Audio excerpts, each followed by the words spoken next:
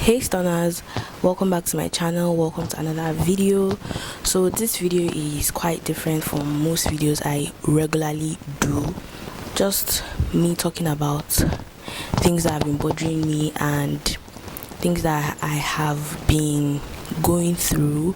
Basically, I'm just going to be talking about my anxiety and healing from depression in an African household as a black woman and also as a Christian. Those identities make it a lot more harder to deal with having anxiety, admitting you have anxiety, admitting that you're depressed, admitting you have depression. Very horrible place to be honest. Like, I would definitely not recommend.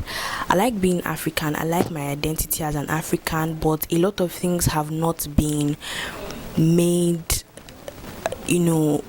normal or normalized in our society, especially as a black African person. They're just new to things like mental health, and when people talk about anxiety, postpartum depression, things like that. Our generation of parents were not taught those kind of things, so it's hard for people to admit that these things happen and also even acknowledge that this is what is happening to me and looking for a way forward. I noticed I was having depression, I think 2018, but it was such an unfamiliar territory to me. Like, and as a Christian, you're told more to ignore, like these things are of the devil, right? And if you admit to having them, there's something wrong with you. Even though we all know that anxiety is bad, depression is bad, same thing with illnesses and sicknesses that people have. But the approach in which people look at anxiety, depression, postpartum depression is very different from the way people look at normal sicknesses like malaria and all. Malaria, typhoid, all those kind of sicknesses needs drug to like make you feel better. But once you start telling people that you have anxiety, or you're going to therapy for anxiety, or you're taking meds for anxiety, you're taking meds for depression, everybody's looking at you like, what? Honestly, they start questioning if you're either insane or you're not normal in the head. So it's a very unfamiliar territory, especially in Africa.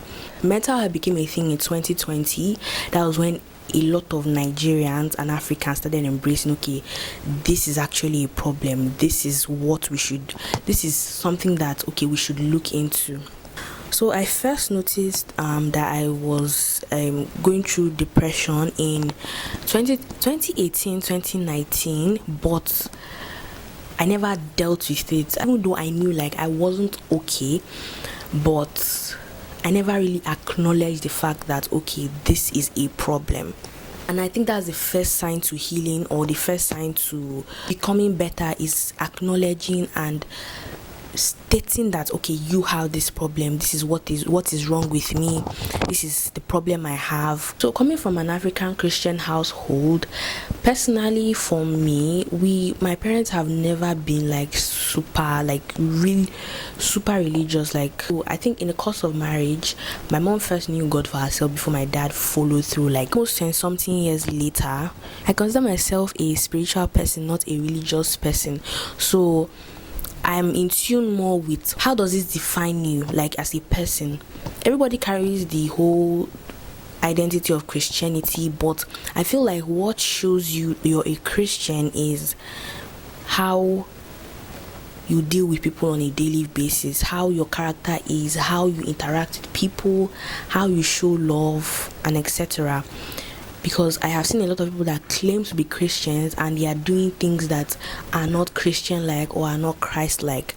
I think in depth into it, I stopped going to church like how many years ago? Like, I think 3 years ago, because there were so many things that kept happening in church that I was really uncomfortable with, and I just could not deal with that. It made me, kind of break away from God and was concentrating on what man is doing in the church, which is the wrongest thing to do. And a lot of Christians fall into that hole of always trying to please humans rather than pleasing God. you're going to church, you're not concentrating. It was just a lot, and I felt myself drifting even while in church. So I took a step back and I started to know God for myself. Church as a community is very important in day-to-day life, and as an individual, because no man is an island. But I feel like we all need to understand that in as much as church is a community, you should also know that there are certain people in the church that are not walking in God's accordance, that are not walking with the will of God, right? This few years away from the church, I now know God for myself. I now know how to relate to God more.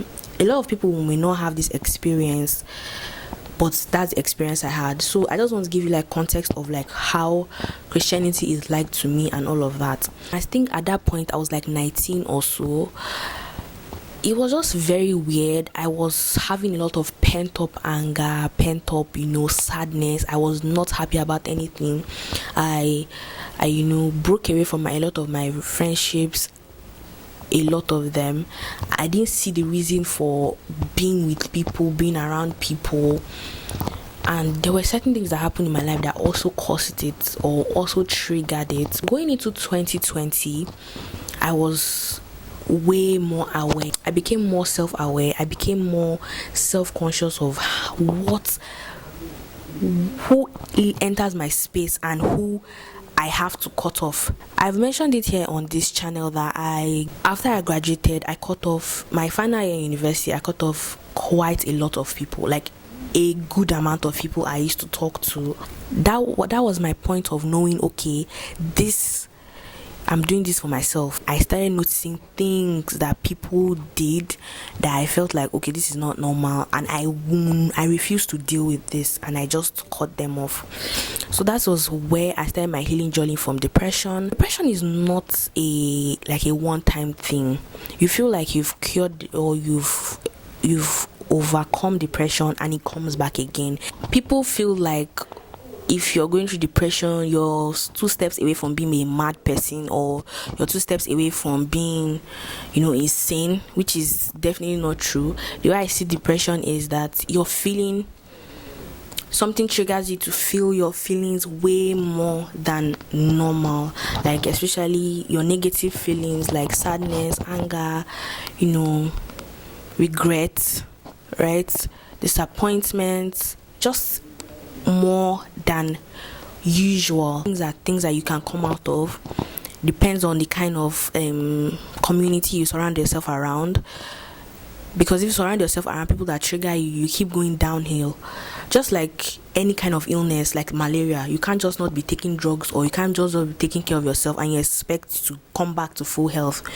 It won't just work like that 99% of the time. Just like any kind of illness, you have to put yourself in a very stable environment. One thing I consciously decided to start doing is filter my friendships, filter my circle. My circle is very, very, very, very small. Like very, very. I have people I know. And I would relate to on a normal day. If I see them I don't have beef against them. But friends, my circle, they are quite few. I feel like as a person, I give people a lot of tries. I give people at least 3 chances. You can't even in relationships, we don't allow people to keep fucking up for so long before we say, okay, we're not doing. And I take that seriously in friendships too, because I found out that in the long run, a lot of my friendships were one of the causes of my depression.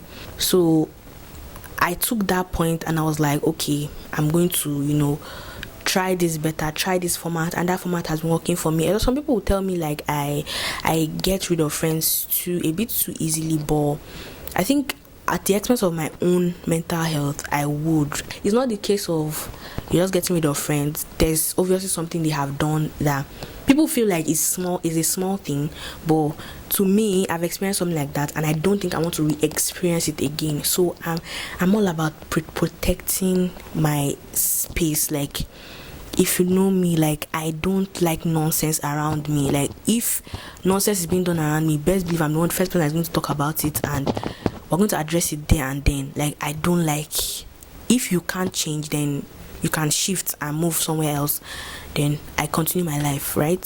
So anxiety is something that I think I recently started battling with anxiety a lot. Like, it was not something I used to battle with, but anxiety is something more of the unknown. What's next?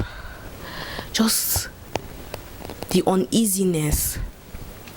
And anybody that's going to come up here and tell me, oh, read your Bible, pray, it doesn't still erase, you're still a human being. Like, it's just like saying, okay, because you read your Bible, you're not supposed to feel happy or sad.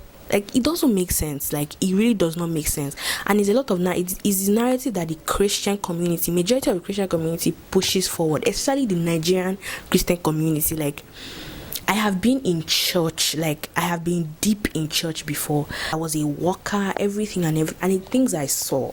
I was like, hold the fuck up. It messed up with me. Like, I can't even begin to, maybe I'll give a story time on that. But yeah, is this what the church is supposed to give? I don't think so. So I took a step back and I decided to know God for myself, know God personally. And I think that's like one of the best things I've done in a while.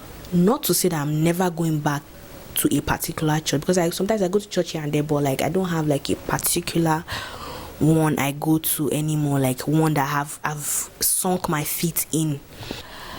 I'm happy, like, I experienced what I experienced and I got to know God for myself. I think I remember vividly experiencing anxiety towards the end of last year. Yeah, I think towards the end of last year. There was just a lot of things that happened in the place I used to work for, my NYC, that just brought it to the surface. Just a lot of drama. I'm someone that likes to plan things like a lot, so I hate when there's so much tension leading up to something. Like, I don't deal well with like all that kind of pressure. Like, I start feeling so uneasy. So it's something that is very definitely new territory to me. People having things to say about you, and also being on social media and all of that, people will definitely have different things to say about you. Like, this one has to do with my personal life a lot more than it has to do with like social media, and it's something that I want to really address, really want to get to the root of. If you know any like therapist that is in Nigeria that is affordability is something that is very important, because therapy now is very expensive. That is very affordable, like somebody that can meet face to face like 4 times a month with a particular fee. Please let me know. Just send me like a message on Instagram or TikTok or wherever. If you have my number, so just send me a message there. It will be greatly appreciated.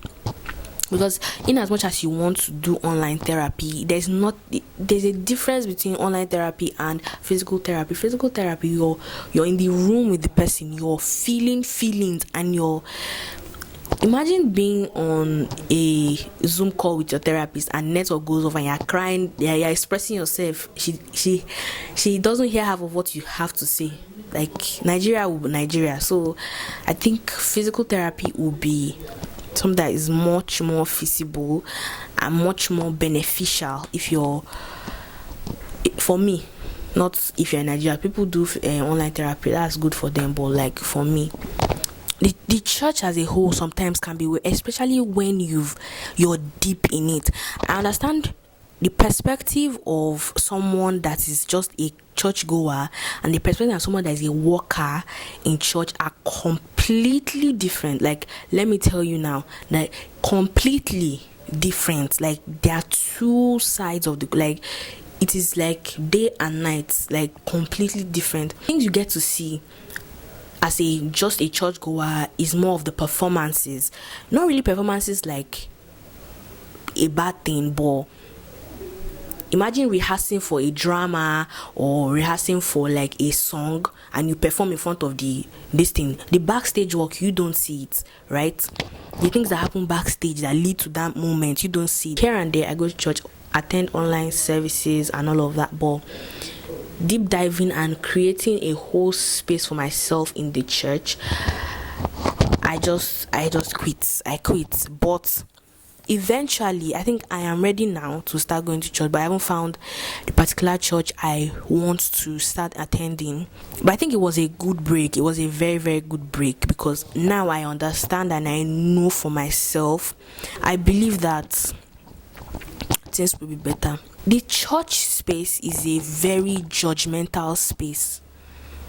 I don't know if any of you concur with what I'm saying, but that is how I feel personally, and that is what I've experienced personally.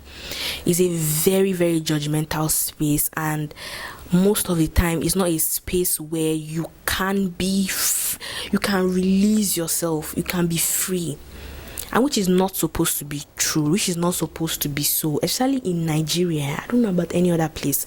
I'm talking from my experience as someone that is a Nigerian Christian that goes to church in Nigeria, because I think other people should have different experiences. But imagine telling your pastor that you have depression, or you imagine telling your ushering member that you have depression.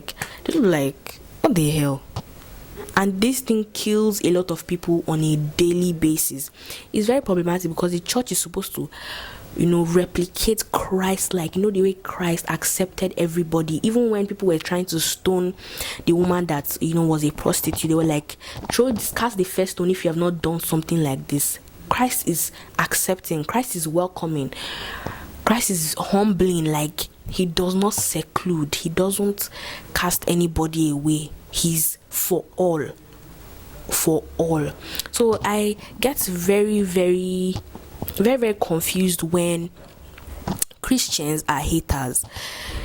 Christians are